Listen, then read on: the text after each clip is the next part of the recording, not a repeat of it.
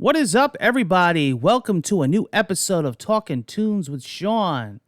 Today, for all you live listeners out there, I'm doing something a little different. I am doing the live Twitch streams today, so we are trying this out with Talking Tunes with Sean.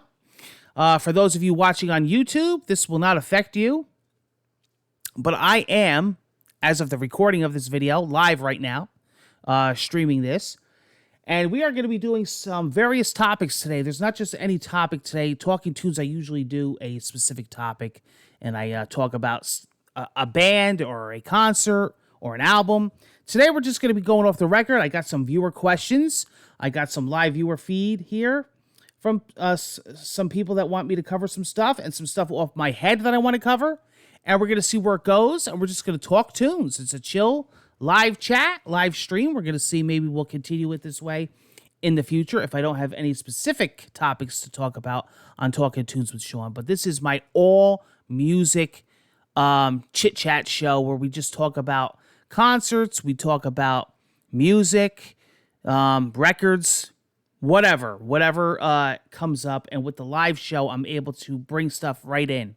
I'm a big fan of music, guys. I have a collection of literally a couple 100,000 CDs. That's not exaggerating. I used to be very close with a lot of the guys that used to own local record stores around here. And I was big into physical media.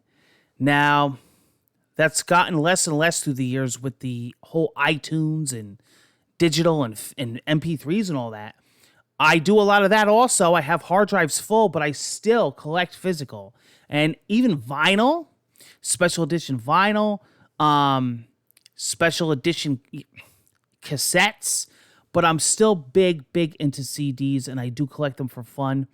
I put them in binders. I have walls and racks of them, and I do have a little series on my channel called Recent Music Pickups. So I do show off some of the newest stuff that I pick up. As far as genres of music, I listen to it all. If you go and search through some of my binders, you'll see anything from the Beatles, from Frank Sinatra to Slayer, Megadeth, Metallica, Taylor Swift, Olivia Rodrigo, to Limp Bizkit, to Eminem, to Tupac, to whatever. So you got a whole variety of rap, pop, metal, rock, classic, jazz, golden, what do they call it? Like the oldies, the golden age, instrumental, classical, a little bit of everything, I would say, but mostly my preferred genre is pretty much hard rock metal, but that doesn't mean that I listen to any of the other genres any less. So there's a little intro if this is your first time watching Talking Tunes with Sean. Let's get right into the first topic here. I have it written down here. It's a question from viewer Mike Drunkard. Favorite concert I've been to? Oh, what a question, because I've talked about this before on the channel, but I've been to so many concerts. Now, obviously, with everything going on in the world, I haven't been, recently. But back in the day, I've been to a lot of concerts, and I've pretty much seen almost, literally, everybody. Getting another question coming in. Good. What's nice is that I go to a lot of festivals, meaning that there's more than one band. So, for instance, I used to go to all the Ozfests. I mean, every one. We never missed one. We went to the Jersey, PA, New York area. Wherever we could go to Ozfest, we would go and we would watch all the bands. Of course, Black Sabbath or Ozzy would end the show. But you would see all the other bands. Well, what's cool about Ozfest is that it's really interactions with the bands. You could hang out with them. You could tailgate with them. A lot of times, like the second or third stage, lesser-known bands would walk right up to you. And it's a great way to find out about newer bands that don't get that much exposure. So long story short, Mike, I saw a lot of bands through the years. Um, and not all bands perform the same live as they do in the studio. Some are fantastic, amazing bands, but they just don't really translate live. You know what I mean? And some bands are just meant to be live. Some bands I like live better than in the studio. And some bands sound exactly the same live as they do on a CD. You ever notice that? Have you guys ever witnessed that with a band or an artist? So I would say, without being biased, like going to my favorite band,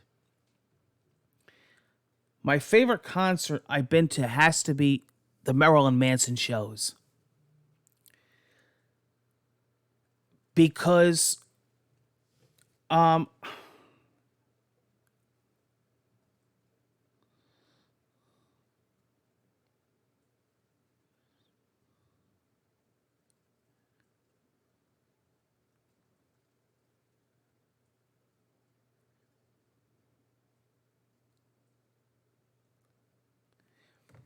because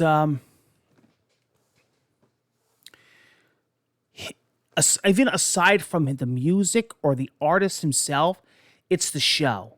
It's the theatrical show. It's the performance. And I can't think of another artist that puts on a show. Rob Zombie puts out a hell of a show. There's a band actually called Ghost. Amazing. The band Tool. Just the lights and the laser lights. It's almost like a Pink Floyd kind of concert, if you know what I mean. Metallica puts on a hell of a show with the pyrotechnics, with the fire coming out of the stage. But amazing rock and metal shows I've been to. But Marilyn Manson, I mean, as crazy and wild as he is through the years, his stage shows are just like watching a theatrical movie. And I'm talking back in the day.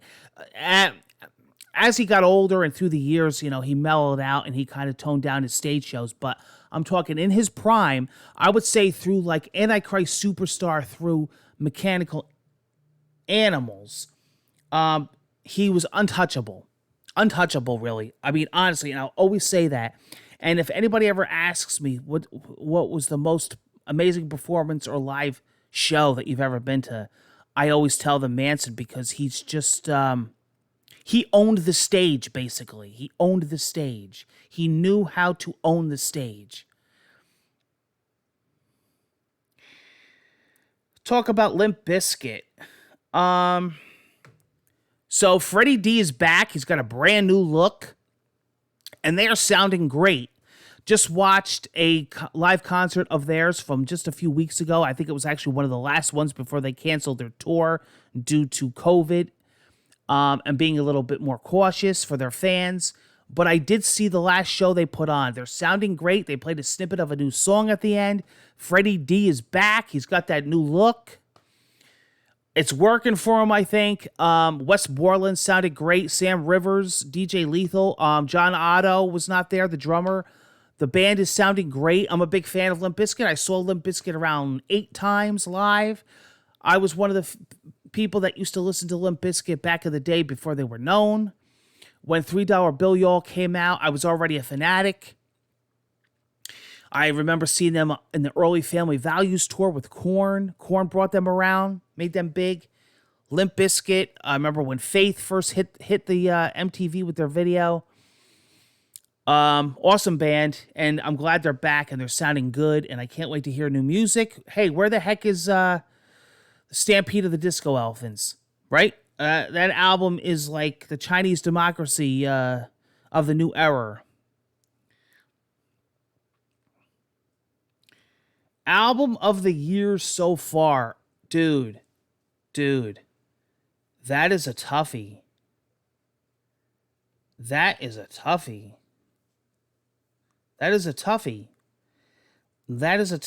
Album of the year so far. I'm really loving the most recent Chevelle album. I'm absolutely loving that new Foo Fighters album. That's all I'm gonna say right now. I'm loving that Mammoth Van Halen album.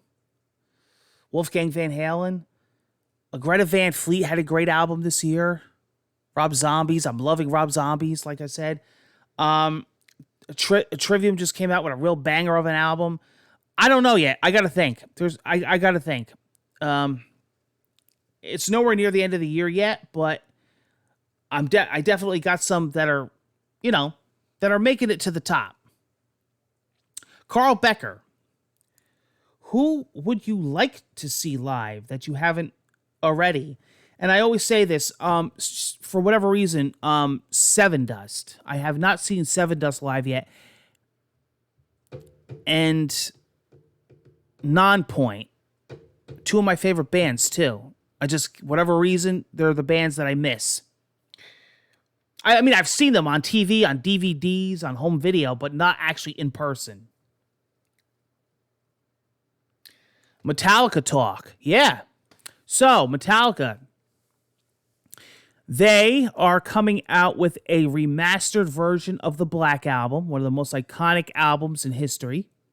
Coming out in September this month. Very, very soon, actually. September 10th. Yeah. A remastered version of the Black Album in all its glory. And they are also coming out with a cover out, well, not them, but a cover album called The Blackest Album, which features the likes of like Chris Stapleton and many others that are playing songs off of the Black Album. And I think it's like the physical version is like 4 discs. And to celebrate this momentous event and release, they are putting out a 8-episode podcast. I believe they're on episode 2 right now of the Black Album. Talking about the Black Album, what went behind the scenes, how they wrote some of the songs, how they came up with some of the lyrics, what went on in the making of the album, and it's all about the Black Album. So that's an official podcast. You can actually tune in and listen. I'm absolutely loving it. Maddie T. Any new bands? Who should I check out? I'm going to tell you right now. Right now. I just want to see something. I want to see the release date before I mention the album. I believe it's coming out in...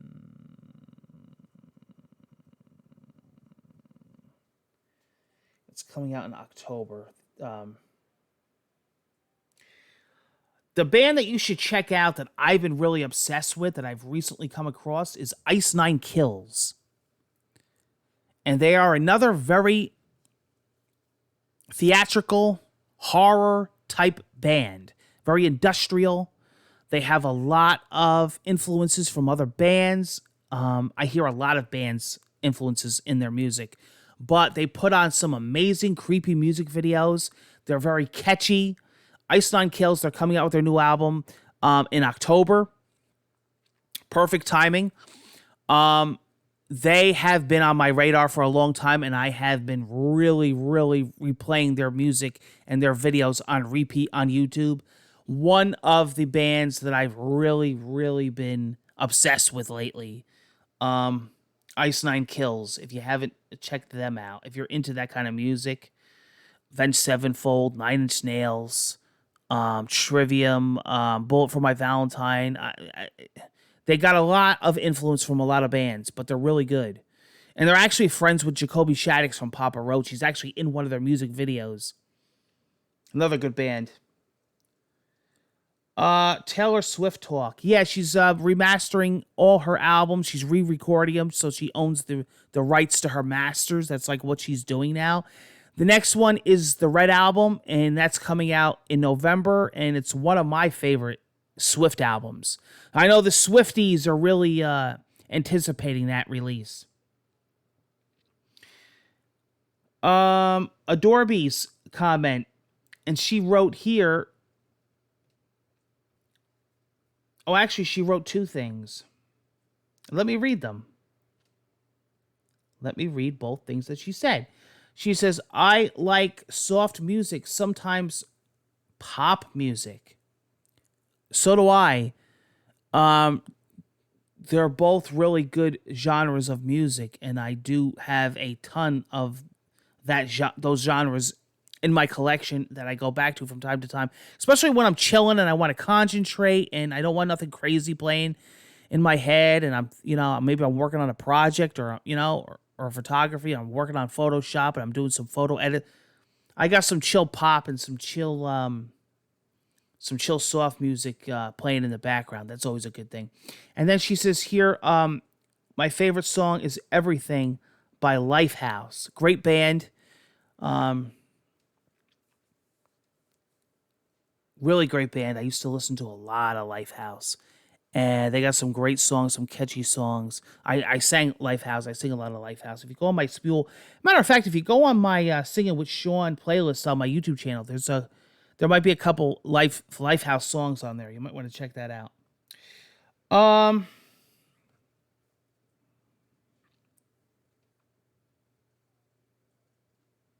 Physical collecting and my collection. Jimmy. Yeah, I already said how big it is. I'm actually going to be having a series coming up in the future called My Big Music Collection or whatever. But basically, each episode, I'm going to be going through a binder. I'm going to be going through a binder from start to finish, and we're going to flip through the binder and check out my music and check out each binder for each episode. Something I've been wanting to do for a while. It's something in my head that I do want to accomplish on here. I think it would be kind of cool. I'm sure the episodes will be long. I don't know how I would do that live, but I was going to do it like a vlog style with the camera. But that would be something really cool that I would like to do. Again, my music collection is pretty freaking massive. And I used to have the owner of a record store that used to come over here and hang out and do karaoke. And he used to say, Sean, you have more CDs than my record store. And let me tell you something. He had a big record store chain throughout PA. It was called the Gallery of Sound.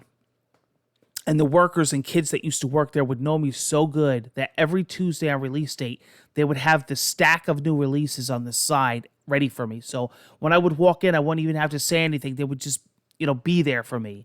And what's nice is that I hooked up a lot of bands, a lot of local bands in the area. I hooked them up and gave them a lot of exposure because of my connections with that store. Like if I was working with a local rap group, I would wait for, like, say, an Eminem CD to come out. And I would say, every time you sell this Eminem CD, give the buyer a sticker of this rap group. And, like, they used to get so much exposure that way. But I would do stuff like that. I used to work with a death metal band. And, when a Cannibal Corpse CD would come out, I would stick their flyer in with the CD.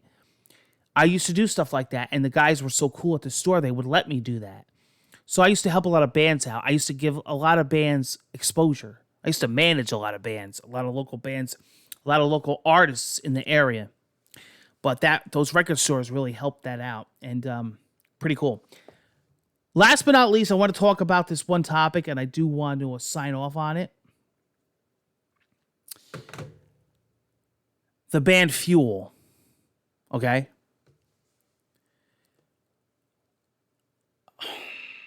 Wow. So I'm a big fan of Fuel. And the funny thing of it is actually relating to the story. Relating to the story that I was just telling you about. Local bands and that PA chain of record stores. Fuel is based from Allentown, which is not far from where I'm at. In Jersey. Because we're on the border, Breaking Benjamin, all those bands, Hailstorm. Fuel's a big band. You look up Fuel, they had some bangers. They had some bangers in the day. I just sang recently for a contest. I sang A Bad Day, Had a Bad Day. So I sing a lot of Fuel. But the lead singer that everybody knows from Fuel is Brett Scallions. I'm going to tell you guys a story, and those of you that follow me close,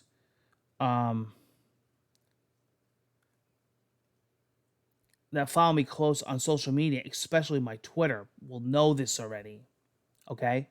You guys will know this already. But the lead singer is my cousin. The lead singer is my cousin. Now, of course, he's got his dad's name, so his mom is on our side of the family. He's John Corsali. He's getting a big reception from the fans. They love him. And that's a hard thing, too, especially a well-known band when you get a new singer. You know, it's hard to accept. I've read nothing, because I go on sites like Blabbermouth and whatnot, and Revolver, and Alternative Press, and all those, Rolling Stone. People love him. And he is an amazing singer. I talk to him almost every day on direct message through private Facebook Messenger. We bullshit. He's the coolest dude in the world. And it's just amazing how life works. It's amazing. I thought I was hearing things that I didn't even know till my uncle first announced it. And he's like, only family knows this. This was before it was public. He's like, John's going to be the lead singer of Fuel. And I'm like, and then when it hit the news, I was like, and it's weird. I look at promotional, pictures of him and posters of him and music videos on YouTube. And I'm looking and I'm like, dude, I can't get over it. It's like weird. It's weird when you're looking at the other side, when when you're family and you know the person. It's like, that's like really weird. Like it's not a thing that happens often. It's not a common thing. But yeah, John, he's a cool guy. Great singer. I'm so happy for him. He's a perfect fit for Fuel. And he's had videos on YouTube. I was looking back for years of him just grinding it out and playing guitar and playing cover bands. And so it's nice, that they found the perfect guy, I think, and I'm not saying it biasly because he's my cousin. I think they found a perfect fit, and apparently, all the Fuel fans feel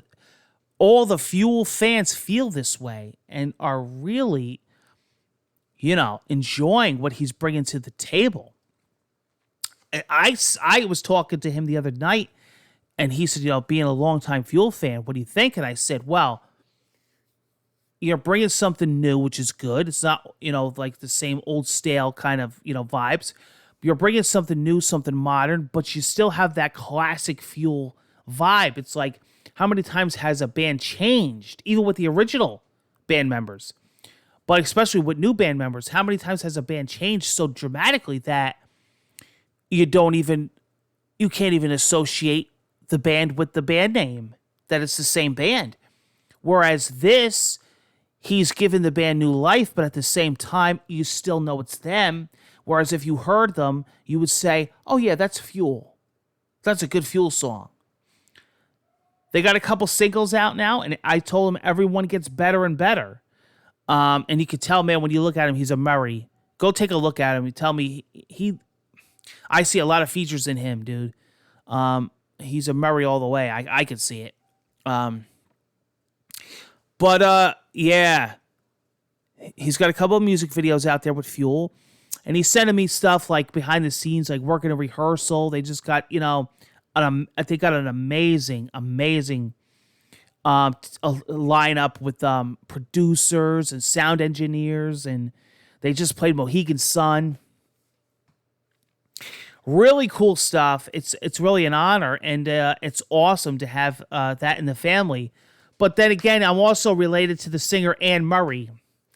Listen, guys, I want to thank you. I want to thank you for an awesome episode of Talking Tunes with Sean. This is the new format, Talking Tunes Live with Sean. I hope everybody out there on Twitch enjoyed this episode, and I hope you guys watching back at home, as they say, on YouTube, enjoyed this episode as well. This is probably, if all works out well, the format going forward. And I want to give another shout out to Adore Bees. Thank you for supporting the channel. Thank you for spreading the word. Thank you for, doing what you do. And it means a lot to me. It really does. It means a lot. It does. Thank you, guys. It was fun. Until the next episode of Talking Tunes, stay safe, everybody. Hope to see you all soon, and be well.